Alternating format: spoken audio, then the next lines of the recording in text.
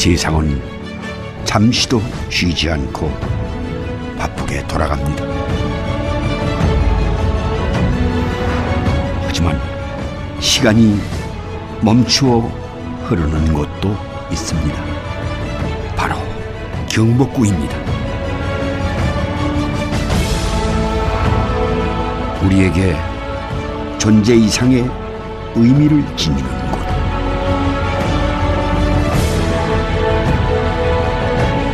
그러나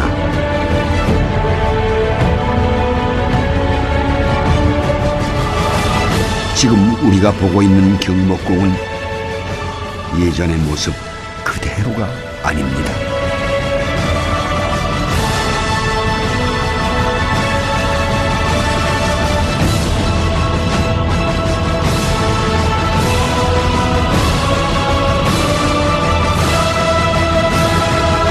백년의 침묵 속에 담긴 경복궁의 아픈 역사, 그 이야기를 시작해볼까 합니다.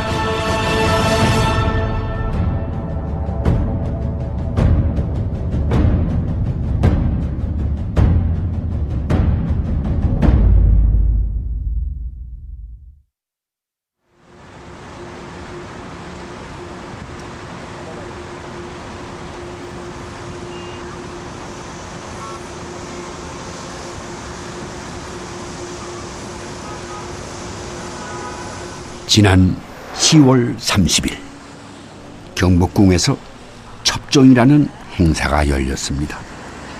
1년에 한 번 있는 행사이니만큼 많은 사람들의 이목이 집중됐죠. 첩종은 국왕이 친히 궁궐 호위군을 살피는 사열의식입니다. 선전관은 표신을 가지고 광화문 수문장에게 첩종할 것을 알리고 대종을 칠 수 있도록 준비를 하라. 조선의 상징 왕이 있던 경복궁, 경복궁의 안위는 왕의 안위로 이어졌습니다. 그만큼 호위군의 역할이 중요했죠. 첩종은 그런 호위군들의 전투 수행 절차는 물론 갑옷과 무기를 점검하고 대내외적으로 막강한 군사력을 국왕이 가지고 있음을 알리는 의식이었습니다. 누구도 쉽게 범접할 수 없는 곳, 그것이 바로 경복궁이었습니다. 그런데 그런 경복궁 옆에 뚝 떨어져 홀로 서 있는 문루 하나가 이상합니다. 궁의 건물에만 두었던 추녀마루의 잡상을 보면 궁의 일부가 분명한데 말이죠. 궁궐의 어떤 막루 기능을 하는 거죠. 그러니까 궁궐을 지키는 기능 중에서 사방에서 궁궐에 뭐 예를 들어서 유사시에 누가 뭐 접근한다든지 궁궐을 침입하는 사람을 갖다가 어떤 감시하는 궁궐을 보호하는 망대의 기능이었다라고 생각을 하시면 될 겁니다. 동십자각이라 불리는 망루입니다. 과거에는 광화문을 가운데 두고 좌우 동과 서에 하나씩 망루를 두어 궁궐의 안위를 살피게 했습니다.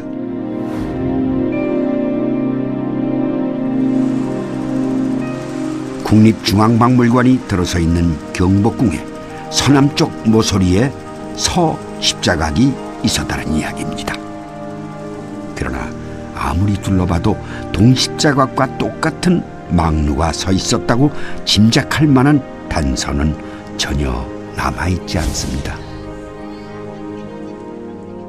교통의 섬처럼 떠있는 동십자각은 존재라도 남아있는데 도대체 서십자각은 어디로 사라진 것일까요?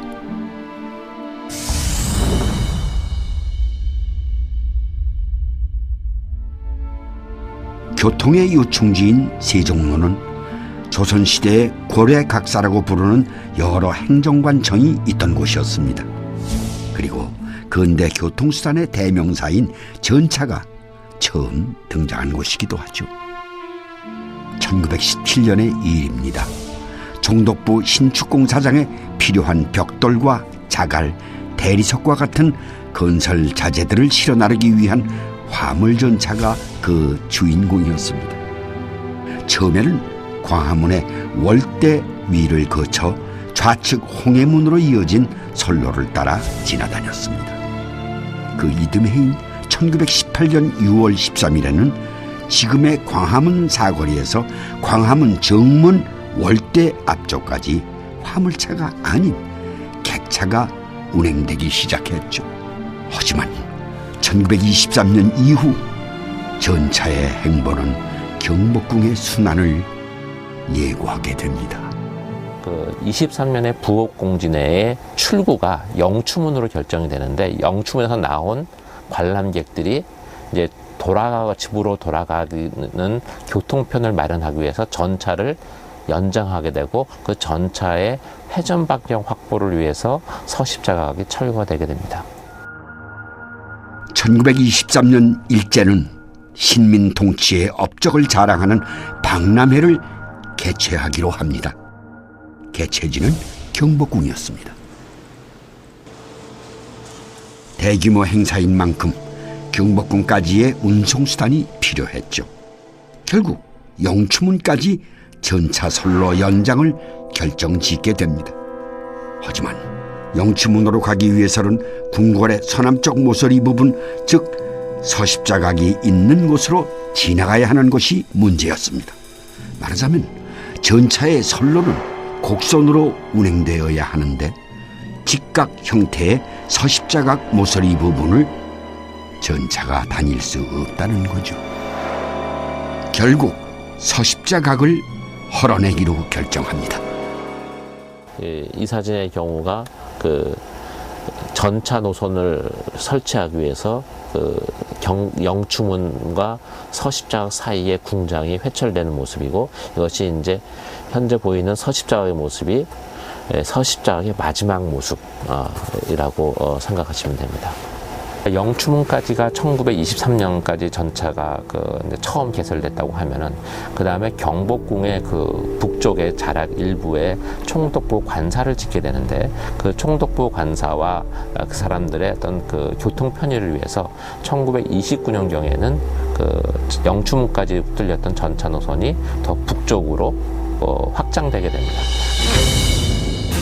서십자각의 회철은 앞으로 있을 경복궁 순환의 서막에 불과했습니다.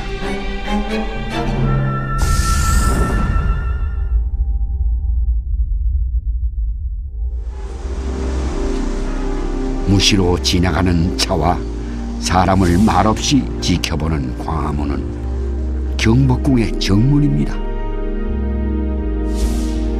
지금의 모습을 찾기까지 꽤 오랜 시간이 걸렸습니다. 일제강점기엔 광화문도 풍전등화의 운명이었죠. 1926년에 총독부가 완공되면서 자신들이 의욕적으로 세운 식민지배기구의 총본산 앞에 광화문이 서 있는 것은 자신들의 입장에서는 이제 참아낼 수 없는 것인 거죠.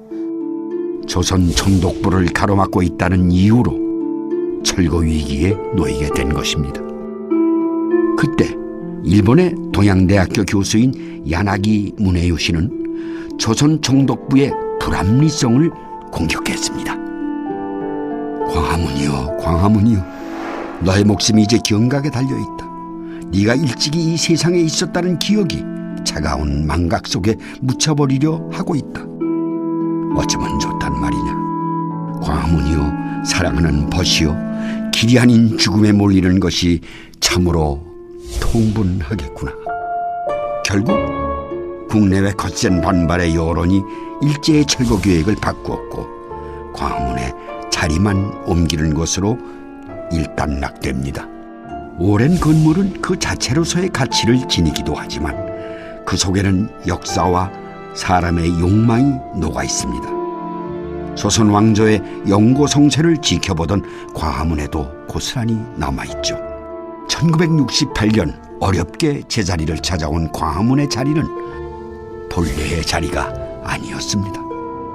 외성대공원이라고 이름 짓고 남산길을 닦아 벚꽃 수백 그루를 심던 일제는 1925년 헐갑을 두른 듯 무성했던 남산의 소나무를 무차별 뽑아버렸습니다. 조선 신궁을 짓는다는 명목이었죠. 조선 신궁이라고 하는 것을 남산에 세우고, 그 다음에 그 신궁은 신사보다 격이 훨씬 높습니다.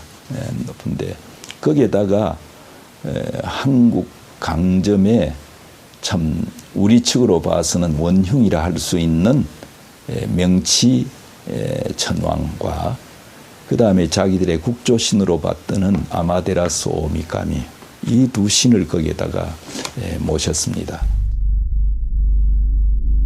조선 신궁은 식민 지배의 상징으로 남산의 중턱에 세워졌고, 무수한 조선 백성들은 참배를 강요당하게 됐습니다. 그런데 광화문이 제자리를 찾지 못한 것과 조선 신궁은 어떤 관계가 있는 것일까요? 그 두 건물의 방향을 정할 때 근정전은 관악산을 바라보고 놓여져 있고요.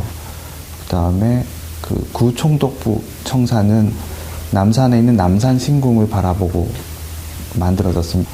그러다가 나중에 이제 광화문이 없어졌다가 총독부 청사에 맞춰서 건물을 짓는 바람에 역시 그 본래 방향이 아니라 다른 방향을 향하게 되어 버린 것이죠. 완벽하게 잊혀진 조선 신궁의 존재만큼 경복궁도 거대한 크기의 조선 총독부에 가려졌습니다. 그것은 광화문이 본래의 자리를 찾아오기까지 두 차례의 순환을 더 겪게 했죠. 1968년 조선 총독부에 맞춰 세워졌던 광화문은 남쪽으로 11.2m, 서쪽으로 13.5m로 옮겨 태조 창건 당시의 자리를 되찾았습니다. 뿐만 아니라 남산을 바라보게 하느라 3.75도에 틀었던 방향도 경복궁 중심축에 맞췄습니다. 85년 만의 일입니다. 참 오랜 시간을 돌아왔습니다. 가파르게 흘러간 시간이 역사의 참모습마저 지울 수 있을까요? 왜곡시킨 역사도 시간이 흐르면 순리대로 제자리를 잡기 마련입니다. 일본을 대표하는 한 호텔에서 이미 시작되었습니다. 오꾸라 호텔은 철저히 일제문화의 모티브를 적용한 곳으로 유명한 곳입니다. 그런데 우리는 이곳에서 이해할 수 없는 한 표지판을 만나게 됩니다.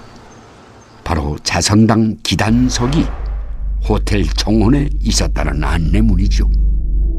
자선당은 경복궁 건정정 동쪽에 있던 목조 건물입니다. 왕위를 계승하게 될 세자가 거처하면서 왕위에 오르기까지 학문과 수양을 하던 장소였습니다.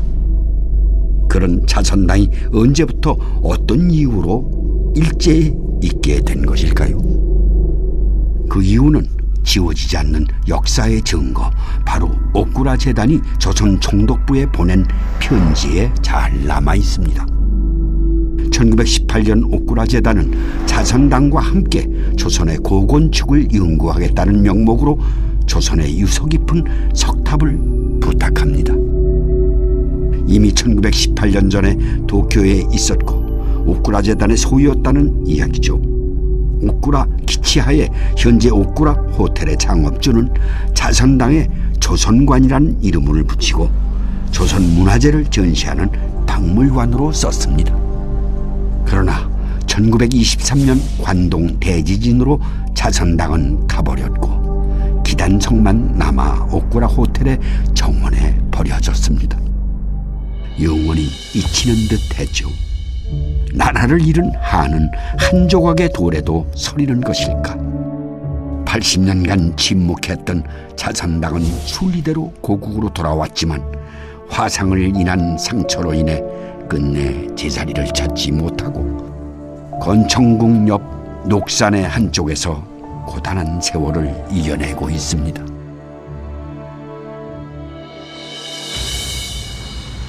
오늘날 우리에게 경복궁이란 어떤 의미일까요?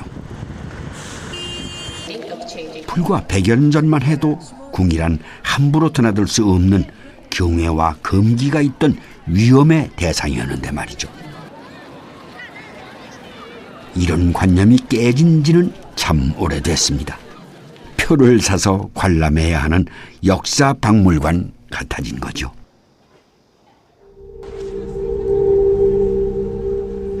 궁궐의 주인 왕이 있었음에도 불구하고 관람료를 받고 구경을 허용했던 것이 이미 100여 년 전 일입니다.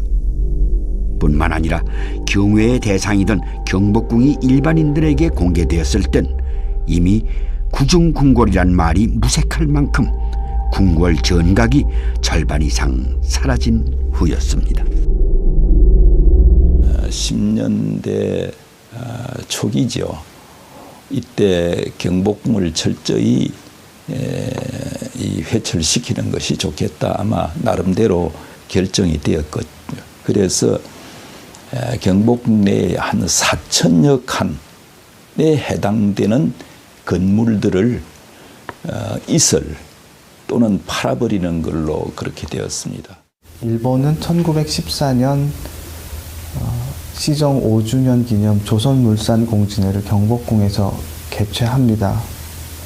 그때 공진회에 필요하지 않다고 생각되는 전각들을 회철하고 방매합니다.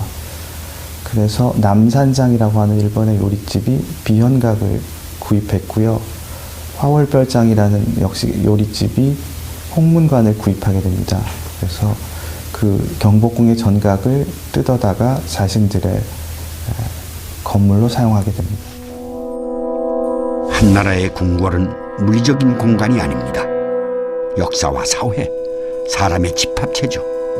왕세자가 교육을 받던 곳, 한글 창제가 이루어진 산실과 같은 역사는 지배자였던 일제에게 중요하지 않았습니다.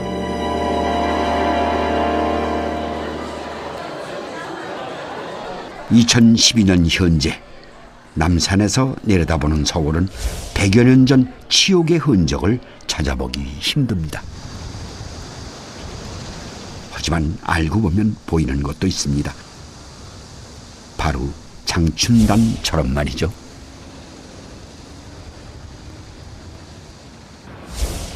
쓸쓸히 비석 혼자 서 있는 이곳이 바로 장춘단터입니다. 고종시대에 만들어진 것이죠. 장충단은 명성황후 시해 사건 당시 순국한 홀령을 위로하던 국립현충원이었습니다. 그런데 1932년 바로 이 자리에 방문사라는 수상한 절이 하나 지어집니다. 한국이 일제에 의해서 강점되고 그리고 이등방문의 공헌이 크다 하는 그런 관점에서 기념물 조성으로서 동상 건립이라든지 이런 얘기가 좀 있었는데 일본 스스로가 판단을 했죠. 왜냐하면 참 한국 병탄에 원흉이라고 할 수 있는 이등방문의 동상을 세워가지고 조선 사람들에게 어떤 반일적 감정을 일으키겠느냐. 그렇기 때문에 오히려 그의 혼을 위로할 수 있는 그런 방문사, 그걸 그러니까 그가 죽임을 당한 지 20주년이 되는 1929년에 발의가 돼가지고 그렇게 만들게 되었습니다. 이토 히로부미, 즉 이등방문을 위한 절, 그것이 바로 방문사였습니다. 방문사를 짓기 위해 국회의사당에 한 배 반 정도 되는 장춘단 숲 4만 평을 파헤쳤습니다. 그뿐이 아니었죠. 당시 기록에 남아있는 방문사 기념엽서에는 일제의 조선 궁궐 회철 역사가 고스란히 드러납니다. 흥화문은 방문사의 정문이 됐습니다. 경춘문으로 이름까지 바꾸어 달았죠. 원구단에 있던 석고각은 방문사의 종각이 됐습니다. 그런데 그것도 모자라 조선 왕조 역대 왕들의 어진을 모시던 경복궁의 선원전을 뜯어와 사용합니다. 용도는 스님들의 방과 창고였습니다. 동문 북쪽에 있는 선원전이라고 하는 것은 왕의 초상화나 또 이런 걸 보존하면서 이 정초나 또는 보름 같은 때 달해를 지나는 그런 곳입니다. 그러니까 왕실로서는 굉장히 상징성이 있는 거죠. 그 건물을 회파시켜 가지고 저 장춘동에 있는 그 방문사 건물에다가 그렇게 붙여버렸습니다. 인과응보의 결과일까요? 방문사는 해방 직후인 1945년 11월 23일 화재로 전소됐습니다. 일제가 그토록 회찰하고자 했던 경복궁은 고종 때에 복원된 것입니다. 임진왜란 때 화재로 무너진 뒤 270년간 빈터로 남아있었죠. 왕들에게 경복궁 복원은 늘 숙제로 남아있습니다. 그도 그럴 것이 경복궁 복원을 위해 19세기 말에 제작된 북궐도형, 즉 경복궁을 그린 거대한 도면을 보면은 쉽게 복원할 수 있는 상황은 아니었을 것으로 추정이 됩니다. 어마어마한 크기였죠. 사실 그 임진왜란 전후부터 시작해가지고 굉장히 그 장기적인 자연 대재난기였습니다. 그래서 이 농업국가인 조선왕조의 경우 백성들을 먹여 살린 것조차 이제 바쁘니까 급급하니까 이 법궁을 다시 복구할 여력이 없었습니다.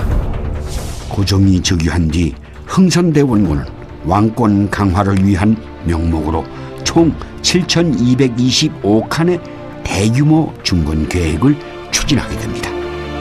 궁성의 둘레가 만여촉으로 약 3km에 이르고 건물 수도 총 800여 채나 되고 마치 거대한 도시를 연상케 할 정도로 어마어마한 궁궐이었습니다. 하지만 해방 이후 경복궁에 남겨진 건물은 10%도 되지 않았습니다. 어느 나라를 봐도 유례없는 회초리였습니다. 도대체 그 이유는 무엇일까요?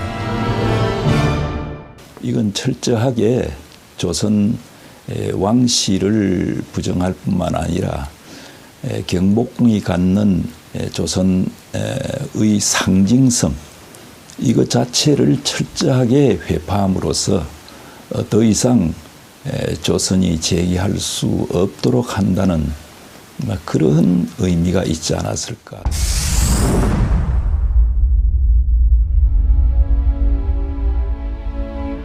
(1914년 7월) 경복궁 건정전 주변의 전각들은 모두 사라지게 됩니다. 표면적으로 1915년에 열릴 조선물산 공진회 전시관 건립이라는 이유가 내세워졌죠. 조선물산 공진회는 조선에 대한 식민 통치를 자축하는 동시에 자신들로 인해 조선이 훨씬 살기 좋아졌다는 것을 국내외에 알리기 위한 행사였습니다. 과연 그것이 경복궁을 해찰할 이유의 전부였을까요? 1915년에 조선물산 공진회가 경복궁에서 개최되면서 경복궁의 흙내물을 비롯한 주요 정각들이 다 철거되게 되죠.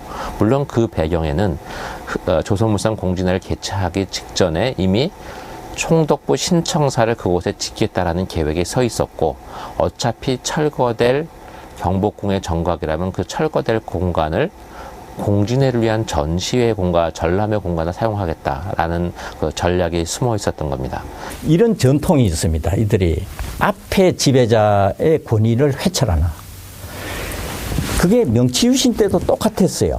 명분은 교통을 원활하게 한다는 건데 과거의 그 권위의 상징을 다 없애는 겁니다. 어쨌든 경복궁도 이제 한국을 병합한 뒤에는 가장 조선 한국의 그 이 왕정 또는 제국 체제의 가장 그 상징성이 높은 경복궁을 이건 없애야 됐습니다. 자기네 멘탈리티로. 그래서 병합과 동시에 총독부를 거기다 세우겠다 이렇게 정합니다.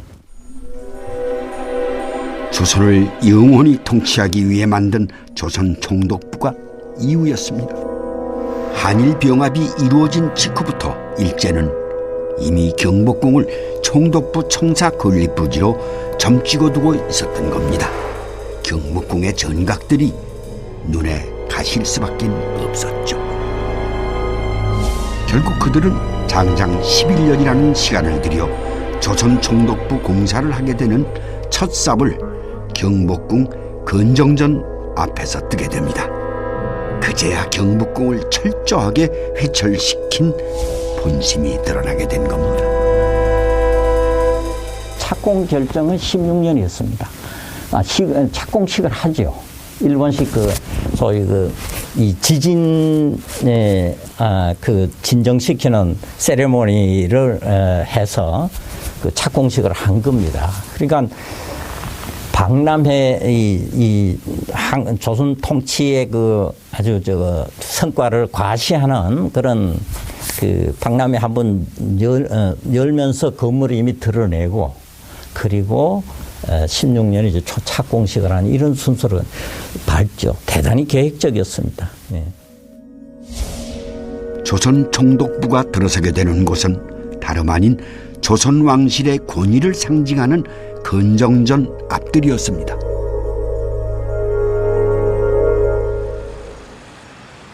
지난 10월 17일 일본인 역사학자가 일행들과 함께 경복궁을 찾아왔습니다. 약 10여 년 전 경복궁에 관한 책을 내고 양심 선언을 한 역사학자 나카츠카 아키라입니다. 그는 일본인의 역사인식에 끊임없이 화두를 던지고 있고 이번 경복궁의 방문 역시 그 화두를 따라오게 된 것입니다. 도대체 그를 움직이게 한 경복궁에 관한 진실은 무엇일까요?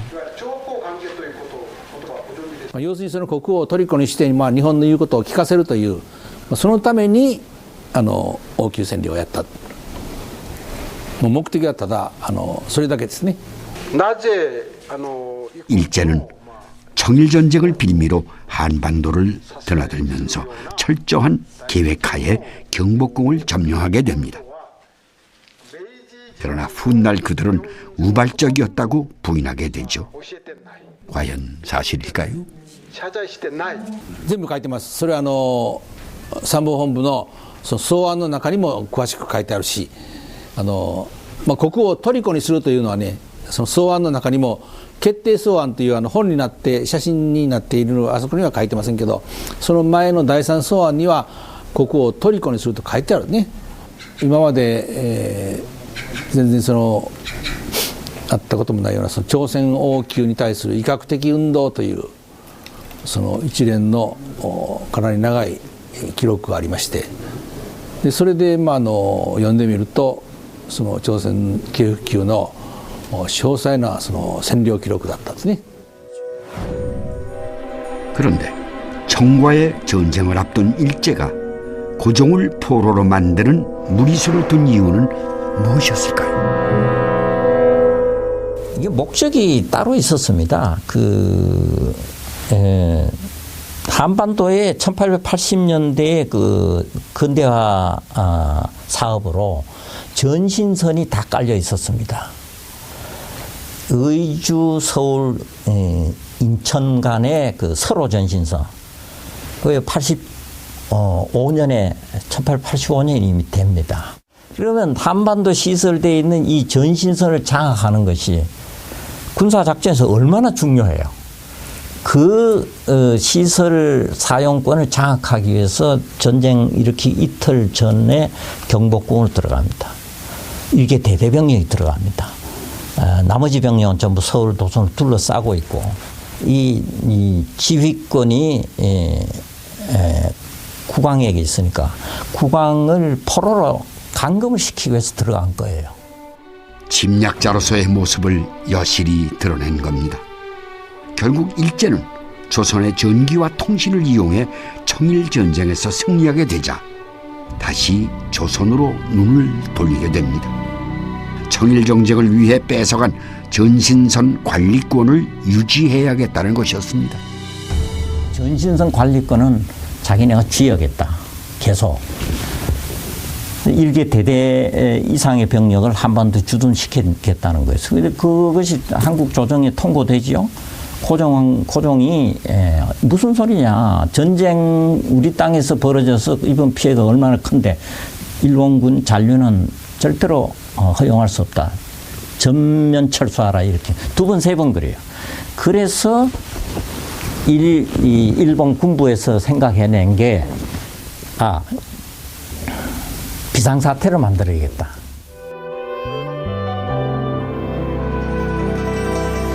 쓸쓸한 달빛 아래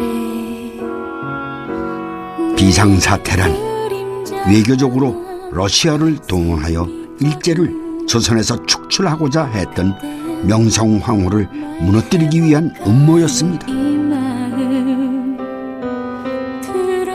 1895년 10월 8일 새벽 광화문을 넘어 50여 명의 일제 낭인들은 경복궁에 침입했고 그 바람 하나가 지나거든 그저 한숨 쉬듯 물어볼까요 난 왜 결국 조선의 국모인 명성황후를 시해하게 됩니다. 나 슬퍼도 살아야 하는 나 슬퍼서 살아야 하는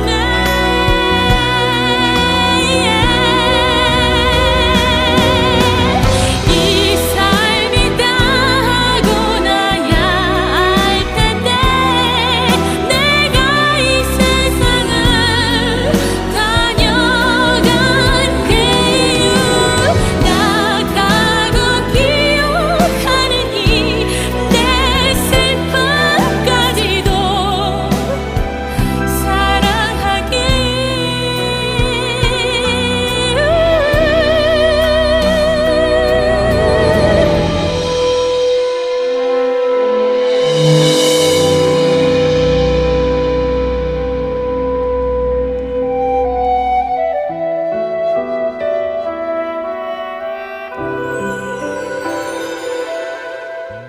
백 100년이 넘는 시간 동안 한순간도 잊히지 않았던 진실. 건천궁 앞에 선 나카치카 아키라 교수와 일행들이 바라보는 것은 바로 그 진실일 겁니다.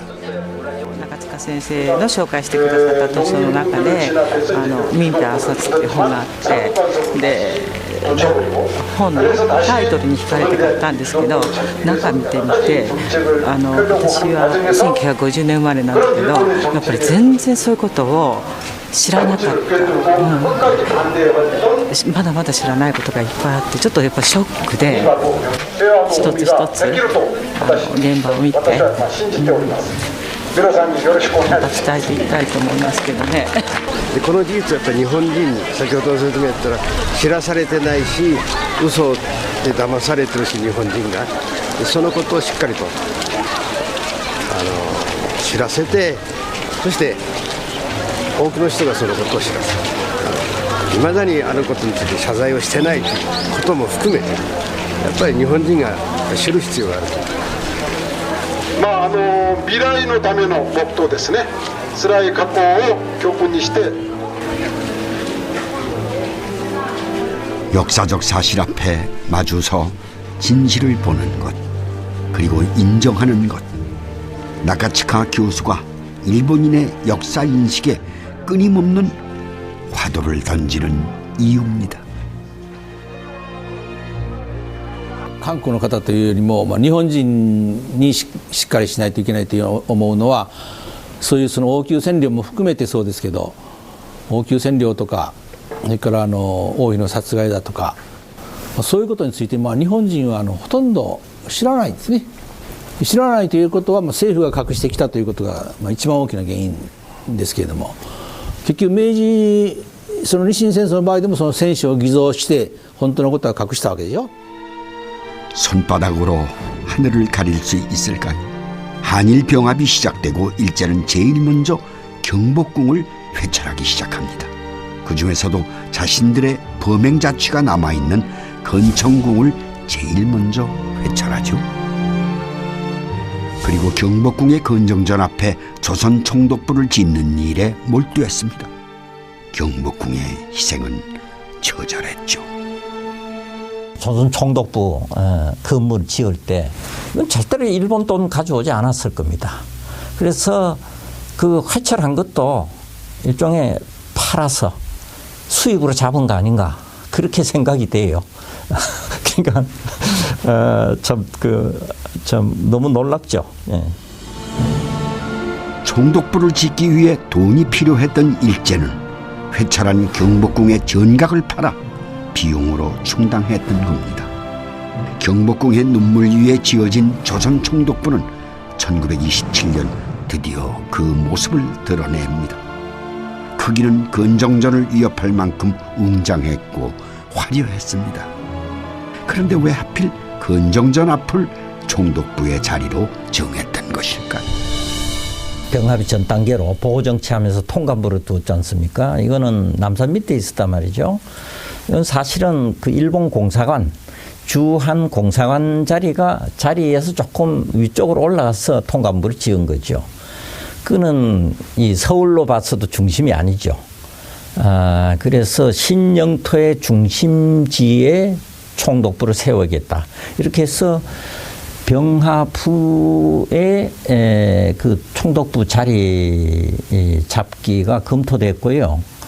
조선 왕실의 상징인 저것을 철저하게 회파함으로써 오히려 이 회파하고 거기에다가 조선 총독부를 세움으로써 완전히 조선 총독이 과거의 조선 왕조가 갖고 있던 권위를 그대로 갖는 것이다 라고 아마 조선 민족에게 보이려고 한 것이 아닌가 생각합니다.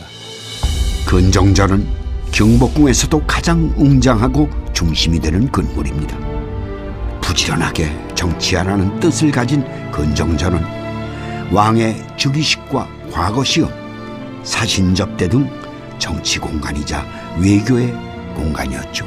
하지만 일제강점기 동안 건정전은 더 이상 건정전의 제 모습을 찾을 수 없었습니다.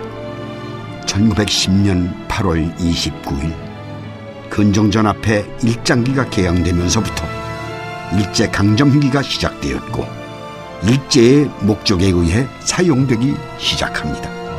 그리고 왕이 아닌 누구도 앉을 수 없었던 건정전 안에 용상도 일제에 의해 철저히 유린됩니다. 보고를 받을 때조차 조선 총독들은 용상에 앉았습니다. 당시에 데라우찌는 아주 오만방자하게 지금 건정전에 임금님의 용상이 있지 않습니까? 거기에 앉아서 물산공진의 개회사를 한다든지 이런 식으로 했습니다. 그러니까 데라우찌 총독이 거기에 앉는다는 것은 조선왕을 내가 대신하고 있다 하는 걸 보여주는 것이기도 합니다. 그런데 경복궁 건정전의 용상에 오른 것은 역대 총독들만이 아니었습니다. 우리들이 흔히 외놈 순사로 불려왔던 경찰관들의 홀령들도 그 자리에 주인공이었던 거죠. 1916년 일제는 우리의 의병에게 죽임을 당한 헌병과 경찰관을 위한 조언제를 성대하게 치릅니다. 그리고 일제가 패망될 때까지 약 20년 동안 한 번도 거르지 않고 건정전 용상에서 계속되었습니다. 해방 이후 건정전은 다시 우리의 품으로 돌아왔지만 그 모습을 찾기까지 오랜 시간이 걸렸습니다.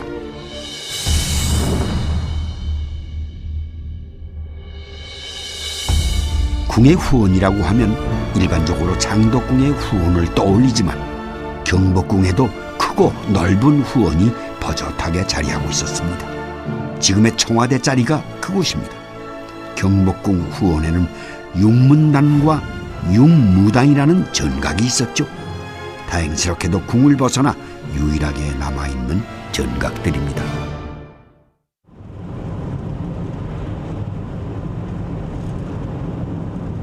지금 육문당과 육무당을 만나러 가는 길입니다.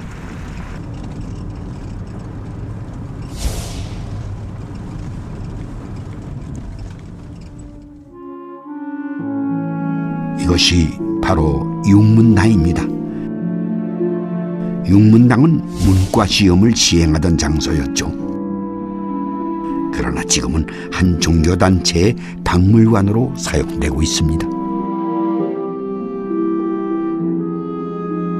원래 육문당은 무과 시험을 보던 육무당과는 붙어있던 전각입니다. 하지만 일제는 고적보존회의 보존경비 부족이라는 표면적인 이유를 내세워 팔게 됩니다. 경복궁 후원에 짓게 된 총독부 관사 신축이 근본적인 이유였는데 말이죠.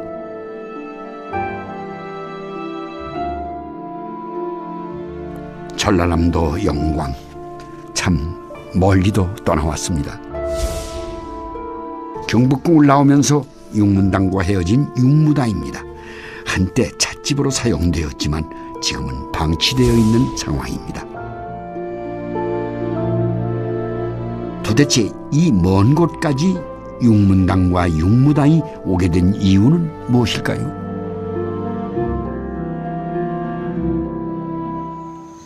육문당과 육무당은 일제강점기 때 그 일본계 사찰 용광사에 매각해서 법당 등으로 사용했었습니다. 해방 후에 그 원불교가 인수해서 본당과 생활관으로 사용해 왔었습니다. 그러다가 2007년도에 서울 용산에 있던 것을 전남 영광으로 이전하게 되었는데요. 일제가 팔아버린 경복궁의 전각을 한 사찰에서 구입했고 광복 이후 또 다른 종교단체에서 구입해 지금까지 사용하고 있는 질서입니다. 되돌리려 해도 건물의 주인이 내어놓지 않는다면 경복궁으로 돌려놓을 수가 없습니다.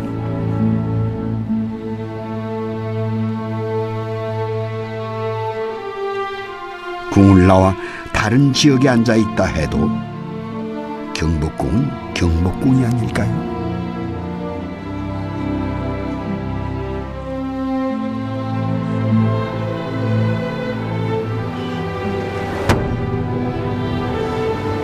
시간이 흐르면 기억의 굴곡은 더욱 깊어져 어떤 역사는 잠들고 어떤 역사는 떠올라 산맥이 융기하듯 인식의 지형이 바뀝니다. 오늘날 우리가 경복궁을 보는 인식의 지형도 많이 바뀌었겠죠. 일제가 경복궁을 회철하는 데 걸린 시간은 30년도 채 되지 않습니다. 그러나 그 빈 공간을 다시 복원하기까지는 반세기가 훨씬 지난 지금까지도 어림없는 일이었습니다. 경복궁 복원 사업은요, 1990년도부터 시작을 해서 침전권역, 동궁권역, 태원전권역, 그리고 가장 최근에 광화문 복원 등 2010년까지 제1차 복원 사업을 완료했습니다. 고종 당시에 약 한 25% 정도를 복원 완료했습니다. 관리적인 측면이라든가 활용적인 측면 등을 고려해서 100%를 다 완료하지 못하고요. 약 76% 계획으로 추진하고 있습니다. 왕궁은 그 민족, 그 나라의 역사적, 문화적 전통성에 대한 확인이자 상징입니다. 거기서부터 다시 묻고 싶습니다. 왜 경복궁의 90%가 사라졌고 우리는 왜 복원해야 하는지 말입니다. 경복궁 같은 경우는 이렇게 우리나라의 정체성에 굉장히 상징성을 가지고 있기 때문에 우리나라 사람이 갖고 있는 애착이 굉장히 강합니다.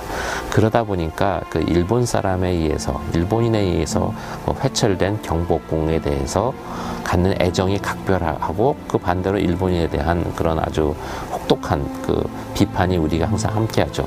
그런데 그 부분에서 우리가 잃지 않아야 될 것은, 이것이 문화유산의 보존이나 회철 같은 것들 과정에서 나타나는 교훈이라고 생각합니다. 왜 역사문화유산이 회철될 수밖에 없었고, 그리고 그것을 우리가 왜 복원하고 보존해야 되는지, 그 과정에서 마치 과거에 있었던 아픈 기억을 아무 일 없었던 것처럼 그대로 재현해내는 것이 과연 역사문화유산의 진정성이냐, 이 부분은 냉정하게 판단해야 된다고 생각합니다. 本当はその1945年の敗戦の時にその明治以来のその朝鮮や中国に対する侵略の事実を全部明らかにするべきだったんですね。